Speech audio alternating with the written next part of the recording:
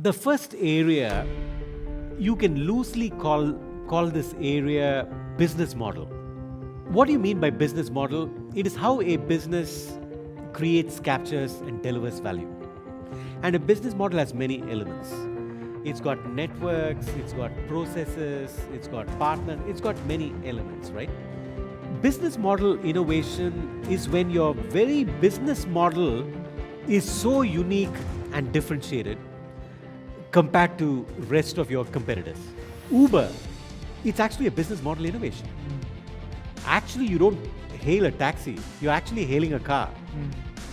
And the person who drives this car is not a taxi driver, he's actually the owner of the car, right? I know how much it's going to cost, and the driver knows where you're headed, and the driver doesn't even need to speak with you. That's an incredible business model, for instance. So that's an idea of business model innovation. And like I said, within business model, there are many elements. If I just mention one element, it could be process. An idea of a process innovation, which actually comes under business model, I can maybe give you the example of Zara. They are innovators, arguably the world's largest clothing wear brand right now. It's a close neck-to-neck race between Uniqlo and Zara, and I know who's going to win. It's definitely going to be Uniqlo. But Zara, what they did was they completely reimagined process, right? You can call it process re-engineering. It's actually another technique, incidentally. They completely reimagined the process of retail manufacturing, and from design of a clothing to manufacture to placement in the store to even marketing, they can do it in 22 to 27 days, right? That means you can literally change your entire set of clothes 12 to 17 times a year. Earlier, remember, you had a summer wear, you had some winter wear, and if you're lucky, you had maybe spring wear. They could do it 3 times.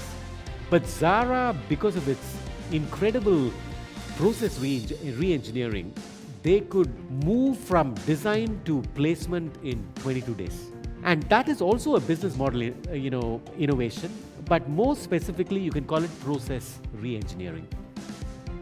So this is one big area, business model innovation. Google is actually business model innovation. Their model is a freemium model. They charge businesses, right? AdWords and a lot of other products they have. When you use a lot of storage in Google Drives, you pay for it, and so on and so forth. Now, a second area where you can innovate is, let's call it product. You can actually have the product itself. Your product itself could be a disruptive product. So many examples, iPhone, you can just keep going. You get the picture. That's product innovation. Because iPhone was not a phone. It was content that was behind the product. It was entertainment. It brought with you a whole ecosystem of iTunes. So it was also a music player, right? So that is a product innovation. Under product, another kind of innovation is a channel innovation, where you completely rethink your channel. Okay, so many examples. Amazon, you've got Alibaba, Taobao. All these are channel innovations. Another area under product would be what you may call product system. If you take Gillette, for instance, the blade is relatively cheap. The razor is relatively cheap, but the blade is slightly more expensive. The moment you buy it and you try it, you like it, you've got to keep buying the blades again and again, right? So you've got to keep replenishing your blades. The third kind of innovation is what I call customer experience. Customer experience would have to do with your retail. In the United States, you've got Amazon. They've got these Amazon Go stores. There's nobody in the store. You just walk in and something just goes off. and then you buy stuff, everything is just scanned, and then you use your phone, they know who you are, and everything is swiped, you collect your stuff and you leave. There's no one there.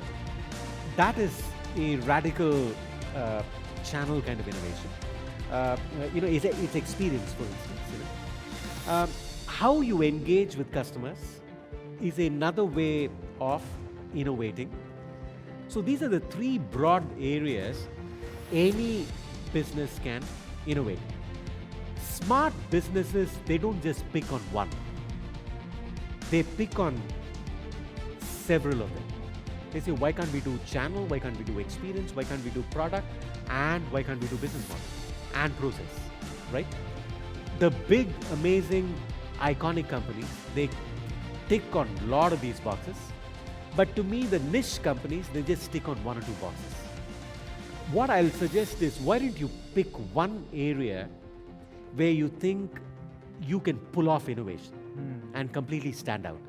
Start there, and once you get the hang of innovation, begin to build on this journey of innovation.